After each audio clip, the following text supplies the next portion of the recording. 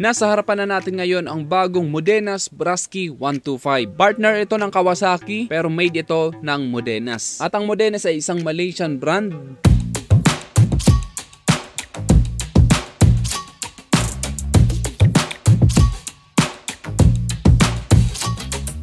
Pagdating sa forma nito, sporty din and futuristic ang kanyang design. Marami itong mga edges. Then itong nasa harapan natin ngayon ay ang color red. Yung kanyang kulay, color glossy red. Dito sa harapan, meron pa siya ditong part na color glossy black sa gitna. Then yung kanyang visor ay color glossy black din. At kapag tinignan mo siya dito sa harapan, very sporty din talaga. Medyo nakahawig yung kanyang design sa Honda Click 125. At ang maganda sa kanya, maliwanag yung kanyang headlight. Na meron pa siyang DRL o daytime running light. LED na rin yung kanyang headlight, kaya mas matipid sa baterya at mas maliwanag ang buga. Then pag tingnan dito sa kanyang taillight, LED na rin yan at maganda rin yung design ng kanyang taillight. Maliwanag ito kaya kitang-kita tayo sa kalsada, lalong-lalo na sa gabi. Nandito sa kanyang side, meron siya dito mga fairings, may nakalagay ng Modenas 125 at fuel injection. Then meron siya dito mga line na color blue. Maganda rin yung color combination. Nandito naman sa part na to, nandito naka-highlights ang Brusky and color white kaya kitang-kita. Nandito sa bandang ibaba, may nakalagay na Kawasaki. Pagdating sa kanyang meter panel, ito ay analog display. Combination ito ng digital. Meron siya dito digital para sa kanyang madaling maintindihan yung kanyang mga indicator, wala ka nang pipindutin, very user friendly, perfect na perfect dito sa mga beginner. At meron siyang bulsa dito sa harapan kaya meron ka na rin paglalagyan ng mga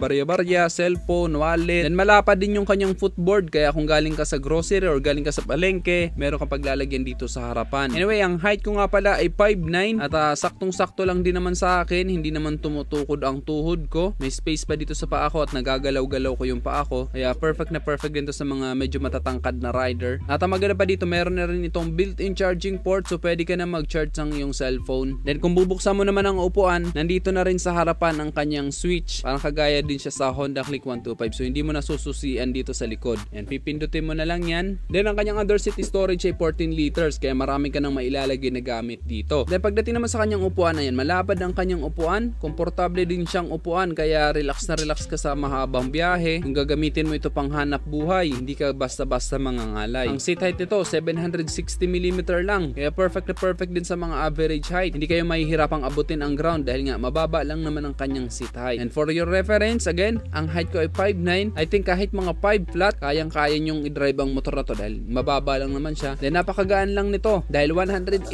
kilos lang kaya hindi ka mahihirapang itukod-tukod dito, hindi ka mahihirapang i-maniobra. Pagdating naman sa kanyang ground clearance 120mm kaya kahit mapadaan ka sa mga matataas sa humps, hindi naman sasayad ang ilalim bahagi ng motor na to. Nang pagdating sa mga gulong nito, naka-tubeless na din. Ang sukat ng kanyang gulong dito sa harapan ay 80x90x14. Sa likod naman ay 90x90x14. Then maganda yung kanyang mugs, diba? Color silver. So kahit hindi mo na ito ipa-repaint dahil bumagay na yung kanyang stock na mugs sa kanyang design. Then yung kanyang telescopic fork dito sa harapan, color silver na din. So bumagay siya, nag-match siya dito sa kanyang mugs. Dito naman sa likod, naka-single shock din ito. Pagdating naman sa braking system, naka-single disc brake with 2 piston caliper na ito dito sa harapan. Sa likod naman ay naka drum brake. Pagdating naman sa makina nito, ito ay 124.9cc, single overhead cam, 2 valve, single cylinder, air cooled at ito ay fuel injected. Ang maximum power nito ay 9.4 horsepower at 7,500 rpm with a maximum torque of 10 Nm at 6,000 rpm. Then ang kanyang compression ratio ay 10:1. Ngayon sinubukan kong i-test ride itong Modenas Brusky 125. Maganda ang comfort, maganda ang handling, pero medyo maikli lang naman itong pinagte-test ridean dito, medyo isang paikot lang. At isa lang sa napansin ko sa kanya, medyo delay yung kanyang throttle. Hindi ko lang alam kung ito lang na unit na to kasi usually sa mga motor dapat hindi delay ang kanyang throttle. Pero malakas ang kanyang arangkada, ramdam ko yung kanyang power. Para sa isang 125cc, medyo delay lang talaga. I think na adjust naman yan. Then isa pa pala sa napansin ko dito, wala itong side stand switch. So kahit nakababa ang kanyang stand, umaandar pa rin ng kanyang makina. Hindi siya kagaya ng mga bagong scooter ngayon na kapag nakababa ang side stand, hindi aandar ang makina. Maganda sana kung meron na rin itong side stand switch para sa mga makakalimutin. Ang fuel capacity ng motor na to ay malaki din, 5.1 liters kaya matagal bago ka maubusan ng gasolina. At dahil ito ay fuel injected na rin naman, kumukonsumo na lang din ito ng 45 to 50 km